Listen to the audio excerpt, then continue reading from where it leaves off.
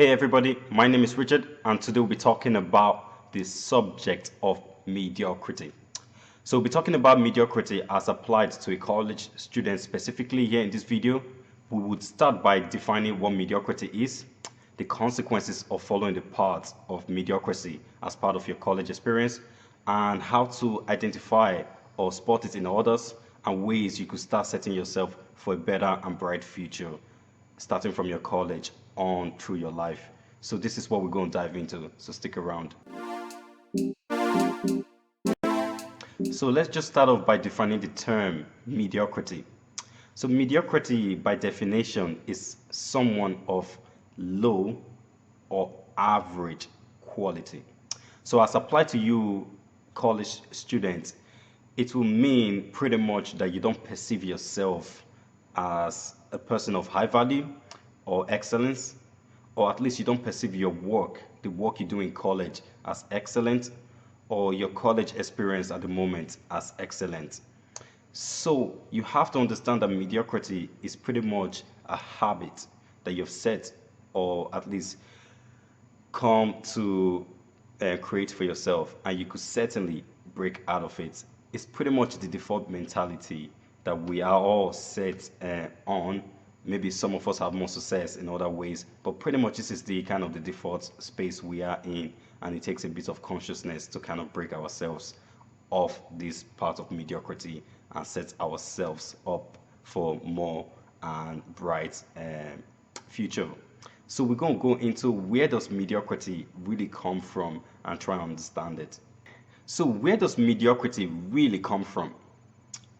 How come we find ourselves as college students just operating on mediocrity without even knowing? I think this is the dangerous thing about mediocrity is you don't know you are actually being a mediocre. So for me, for a very long time, I did operate, so I've had my fair share on these things, right? So this is why obviously I'm here kind of promoting something else for you. But anyways, for me to understand where mediocrity really starts from, or help you understand where it started for you, is to look into three sections. So we're going to start by number one, our family upbringing, or our upbringing in our family unit. Second of all, the community environment of students. Thirdly is just the outer environment, outside college, I mean. So just starting with our family unit. Here's the hard truth. And I don't mean, you might not like it. Most of our family members are mediocres. Bottom line. Now, this does not mean they are not nice people. They are nice people, of course. But most of these people operate on mediocrity. And this is how mediocrity really rubs on us. And we just run on this autopilot. Secondly, is college community. I love meeting new people in college. It's probably my most cherished experience in college. But also, if you think about it, college is just a bunch of mediocres gathered in one spot, right? If you look at it that way, there's some nice people, but in terms of some habits that they might have, it's just a lot of mediocres gathered up. So you gotta be really careful in this aspect so that you don't just continue on this mediocrity for the rest of your life. And thirdly, I don't know about you, but if you look at our environment or our society, there's not a lot of successful people, and there's a reason, simply because so many people are operating under mediocrity, and there could be a lot of danger with that. So we're going to look into reasons why you should stop being a mediocre, or at least reasons why I think you should stop being a mediocre and start living a charged life and experiencing college to its fullest. So let's just go into it. Here are some reasons why we need to stop being a mediocre. I hope we've agreed that being a mediocre is dangerous, quite dangerous. Anyways, cracking into my list here, number one is a mediocre student is a student of lesser value. Simply means they don't get much out of it. So someone who could have been a high value student all of a sudden becomes a low value student based on their own decisions and their psychology in college. Number two, usually leads to regret. You might say, sure, this is only 4 years of your life. you have better things to do with your life. Totally agree on that point, but just know that you didn't take full advantage of all the opportunities that you had in college. And someday you're going to look back and say, gosh, I could have done this, I could have done that.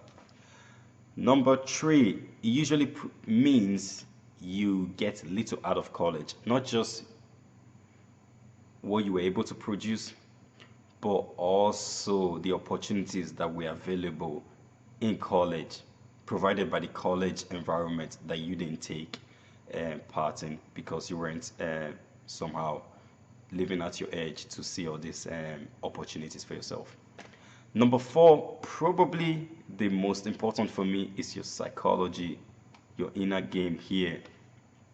How's that changed since the day you came into college, and how's that developed over the period you were in college?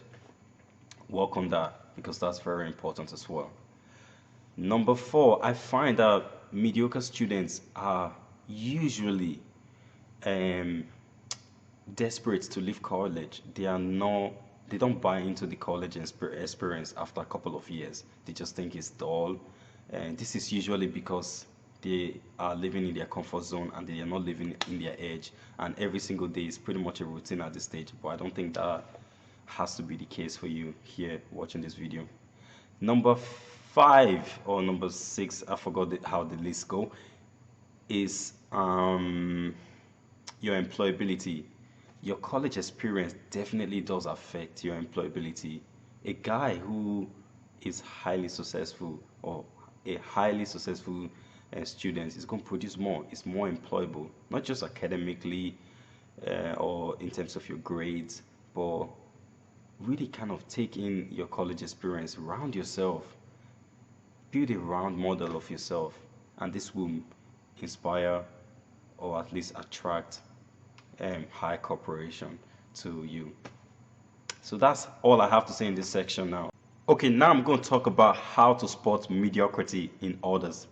Now, just be mindful, I'm not saying you should go around and start judging other people if they're mediocre or not, but it's kind of up to you to kind of decide that. But since you've decided to take responsibility for your own college experience, I've decided to at least give you something to start off with. So in my top three, I'm going to give you pretty much my top three terminologies that mediocre students use. Number one in my list is pretty much they blame college system and they blame college itself.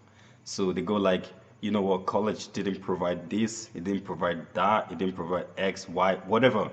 And they fail to realize some of the opportunities that are before their eyes. Number two, they judge people before they meet them. Typical when you're meeting new people. Again, that has its own effect. And lastly, my list is they just can't be bothered. They can't be bothered. They can't be bothered doing an assignment, for example. They just can't be bothered. So that's kind of it in my list. You could go on and on with this, but those are kind of the three I'm giving you here. Anyways, now I'm going to move into ways to fight mediocrity. Ways to fight mediocrity. I love this subject, especially when I discovered that I was actually running on mediocrity. So let's just go through my list here and we'll see how we could get you off the path of mediocrity. Number one, you got to have a life purpose.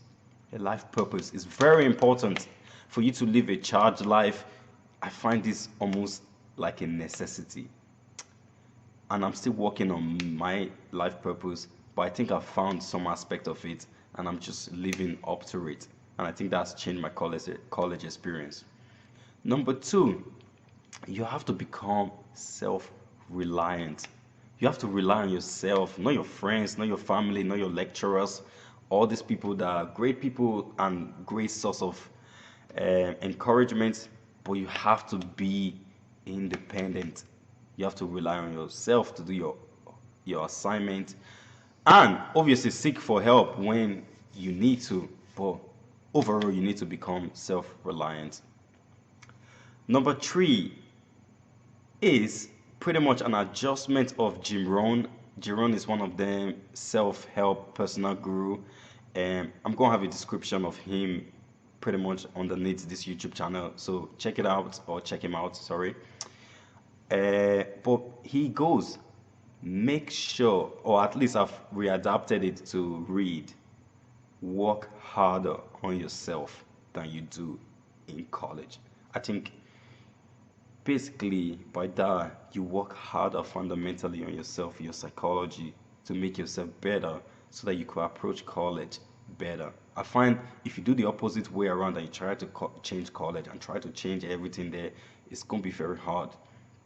But fundamentally, what you need to do is start working on your inner psychology. That will give you the peace of mind to go into college and actually live at your age. Number four, give your college assignment the very best you can. If you give the very best you can to every college assignment, that's the very best you could do. And that's about what's required from you. You know what I love about that statement? Because it actually pushes you to be at your edge, to give it all that you've got. Now I'm still working on this list, so I'm not coming here and telling you all this theory, but they can't be done. Now, lastly, is change the way you think. Sometimes your psychology might not even permit you to have an awesome life. And you might need to change the people you hang around with, which is a hard call that you might have to make and down to you to make. But you might need to do this, people. You might need to surround yourself with the right people as well. So that's about it for this session. Thanks for watching this video. And please do subscribe to my YouTube channel. Every week I'll be uploading videos of varying aspects with regard to college. My objective here is to equip you as a college student so that you can get the best out of college and walk away feeling great about your college experience. Pretty much that's my objective right now. So yes, that's what I want to do for you, and I enjoy this. So take good care of yourself, and I shall see you again. Thank you.